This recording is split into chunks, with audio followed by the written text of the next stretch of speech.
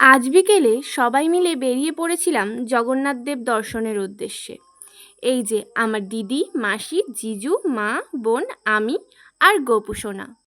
মন্দিরের পরিবেশটা এতটাই সুন্দর যে বারবার আসতে ইচ্ছে করে। এটা জগন্নাথ দেবের মন্দির, যেখানে জগন্নাথ দেব ছাড়াও রয়েছেন রাম, সীতা ও হনুমানজির মূর্তি। পুরো মন্দিরটা আমি আর জিজু গোপু সোনাকে একটু ঘুরিয়ে দেখিয়ে নিচ্ছিলাম। মন্দিরের ভিতরটা যেমন সুন্দর, বাইরেটা তার থেকে আরও বেশি সুন্দর।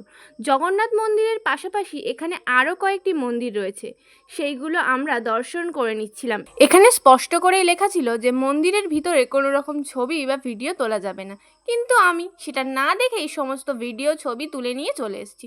তারপর আর কি, সবাই মিলে একটু আইসক্রিম ভুট্টা খেয়ে গোপু সোনাকেও খাইয়ে তারপর দুগ্গা দুগ্গা বলে আমরা সবাই মিলে বাড়ি ফিরে এলাম। বাড়ি ফেরার পরে এবার ছিল মাসিদের বাড়ি ফেরার পালা। দেখলাম দিদি মা ও মাসিকে প্রণাম করছে, আমিও টুক করে গিয়ে প্রণামটা সেরে ফেললাম। দিদি চলে যাচ্ছে বলে মনটা একটু খারাপ হলেও হাসি মুখে দিদি, জিজু ও মাসিকে টাটা করে ও গোপু সোনাকেও টাটা করে আজকের ব্লগটা আমরা এখানেই শেষ করলাম।